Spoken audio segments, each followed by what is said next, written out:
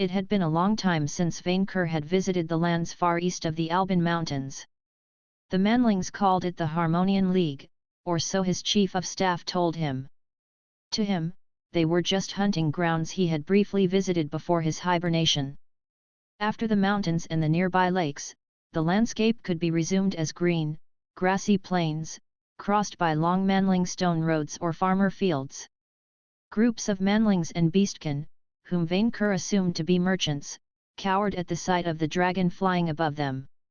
"Minion, where is this garland hiding?" Vainqueur asked, growing bored with the lack of change in scenery. They had planned to tackle a few easy quests on the way, namely hunting the basilisk beast, eating bandits, and escorting a merchant caravan. He had to make this revenge trip profitable. He wouldn't let avenging his reputation get in the way of a nice reward.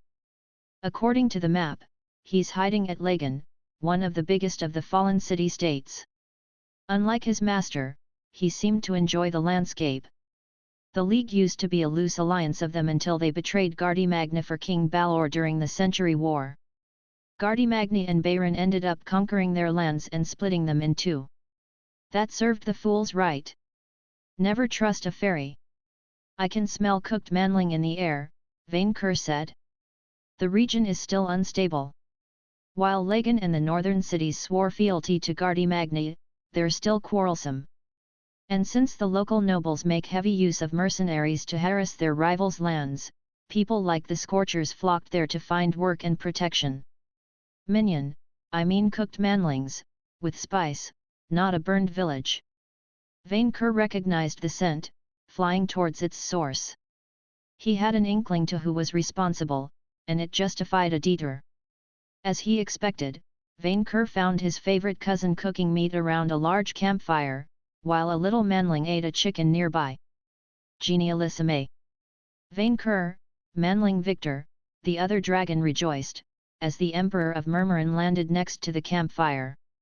Much to Vainqueur's confusion, he had started wearing a pointed, dragon-sized blue hat over his horns, like his cousin's crown. "Good to see you.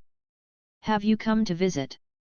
"No, but this is a welcome surprise," Vainqueur replied, before looking at the breakfast.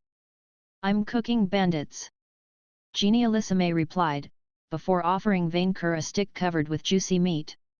"Do you want some? It's claw-lickin' good." "No, thank you, I have sheeps in my travel bag." Genialissime may have been a talented cook among dragonkind, but Vainqueur found manlings bland, even with seasoning. "I guess our bandit hunting quest is toast, then." His own chief of staff covered his nose to protect himself from the smell of his cooked kindred, before landing near the other manling nearby. Both exchanged a frown as if they recognized one another. "Henry," manling Victor said. The name jogged Vainqueur's memory enough to remember the bespectacled class scholar from the stinking city of Haute-Mer. "Henry, is that you? You're alive. Victor? Is that you? Are those real wings?" "Yeah, I had shall we call it, a class accident." "Fascinating," manling Henry muttered. "I knew some monster classes could change the user's type, but I didn't imagine Monster Squire would." "Oh, you know my class planner, manling Victor." Genialissime nodded in appreciation. "I have taken 12 levels in Wizard thanks to his guidance. He even found me this hat of the Aqua Mage to bolster my spells." "You have a class planner too?" Vainqueur asked while bringing out his sheeps for breakfast. "Yes, I figured that I needed a minion like your Victor, who could help me become the best dragon I could be. So I searched the cities whom you visited, dear cousin, and I asked them if they had a chief of staff in between jobs. Manling Henry immediately jumped at the occasion to serve me until the end of times. I made, through no fault of my own, a powerful enemy," Henry admitted. "I figured no one would dare attack a dragon, even someone with her reach. It also allowed me to pursue my research on dragon classes. As long as I am here, Minion Henry, none shall touch you," Genialissime reassured his chief of staff. "And if anything happens, I will go to a minion repairman to patch you up." Corp selling jewels, Vainqueur told his minion, who clearly didn't understand the term. A minion who can repair other minions if they break. You mean when they die? Yes, when they break. Do you want some, Manling Victor? Genialissime offered him a meat stick. Manling Victor glanced at the stick with revulsion, clearly not a full dragon yet. I have chicken, Henry said. Thank the gods, Victor muttered. My cooking is so good, nobody dares taste it, Genialissime replied with pride, swallowing the stick whole. Victor, Henry bit his lips. I would like to apologize for ratting me out to the scorchers. Manling Victor shrugged. It's fine. I got more than 5 levels out of it, and considering how they treated you afterward, I guess that makes us even. Manling Henry did that? While the debacle with the Duchess remained clear in his mind, Vainqueur had long forgotten how they dealt with those scorchers. So, Genialissime, which classes have you progressed in? Vainqueur asked, eager to learn if one had made him richer. I have tried to take levels in Crusader on minion Henry's suggestion, Genialissime said. So I could heal in battle. Since I am a dragon, and obviously unable to die, I brushed him off. Instead, my class planner ensured that I could progress as a wizard, increasing my intelligence. What was your starting score? Vainqueur prodded, brushing away the shameful secret of dragon mortality. Square root 49. Genialissime said proudly. Vainqueur breathed in relief. Lower than his own. I was actually considering your Majesty's newest options, Manling Victor said, as he bit in a cooked chicken. Our last battle made me realize that your Majesty is optimized for combat and authority, but may need more utility perks. I was thinking about a magical class like Wizard. I would say Crusader or Priest could supplement a dragon's natural abilities, Manling Henry suggested. But the person must worship a god. Vainqueur scoffed, before pondering the matter. Can I worship myself? He did intend to become a god one day if only to get his money back, if he worked his way up with his own church. No, Manling Victor replied quickly. But I am worth it. Vainqueur complained. Oh, can we worship our hoard? Genialissime asked cunningly. If they are shiny enough. Worshipping money. Manling Henry frowned. I do not think it will work. In fact, the ability to tap into divine classes is what proves the deity's divinity. If you cannot gain power by worshipping them, then they are not divine. A true hoard was too good for the heavens anyway. Besides, wasn't Crusader Knight Kia's class? Vainqueur would rather take any class that the corrupter of the youth hadn't touched first. Why not Geomancer? Manling Henry suggested. Geomancer. Manling Victor and Vainqueur asked at the same time. Geomancer. It is a spellcaster class that allows the caster control over the land, but its perks need an enormous amount of SP. A dragon has so much in store it won't be a problem. Genialissime told me you were ruling a country. Yes, without taxes, Vainqueur replied proudly.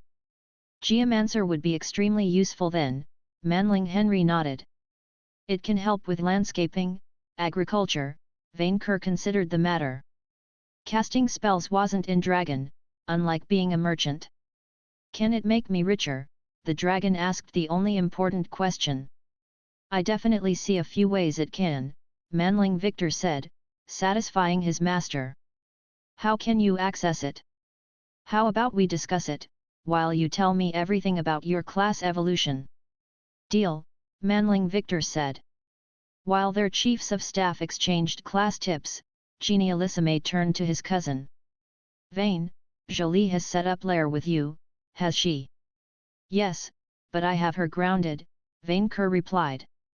She is in a rebellious phase. Youngsters. Genialissime chuckled. There have been worrying incidents recently, and I'm worried about her. Incidents. A few younger dragons have gone missing while going on their first quests, Genialissime said, shaking his head at Vainqueur's frown. They probably had hidden disabilities, but Blight Swamp won't let our kids out of her sight now.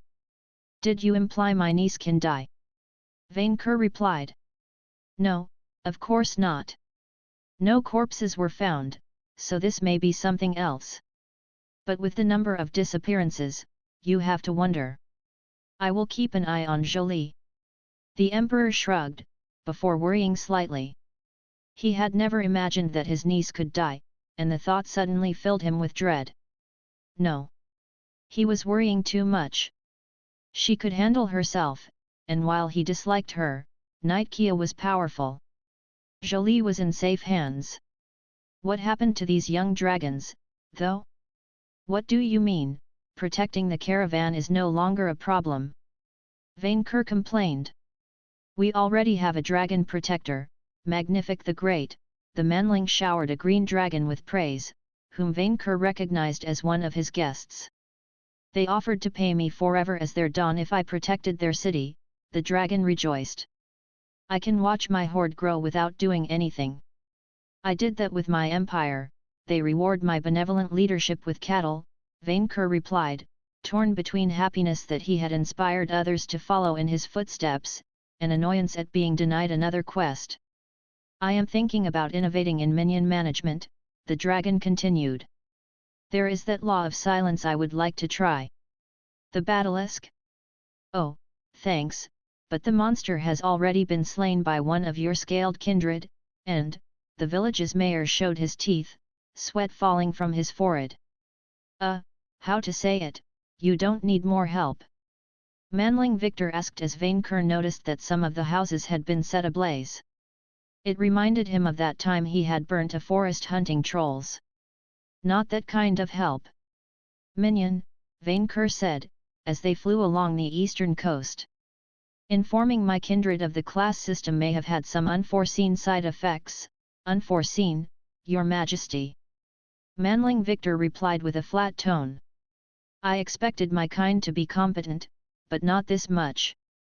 Vainqueur complained.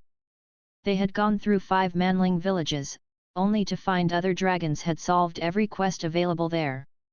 Yeah, that's the thing with adventuring, it's an open market and it often dries up, Manling Victor shrugged. And by now, I think going on quests might actually be counterproductive. We already have an unstable country to handle, and more than enough resources to exploit. Handling this, while I do the dragon thing of getting paid for tasting lesser creatures, is your job, minion. Yes, but that is work I'm not doing while adventuring with Your Majesty. Your presence is essential for my class progression. Besides, the one time he left his chief of staff without supervision during a battle, he had ended up dead. Especially since I developed this dungeon breeder class. Your Majesty is not whoring me out. I have paid my debt already. Vainqueur frowned at his chief of staff. You can get paid for breeding. Before his minion could answer, a sharp spike of ice fell on them from the clouds. Minion! Vainqueur warned his chief of staff, but the projectile was aimed at him alone. He quickly dodged it, glaring at the cloud it came from.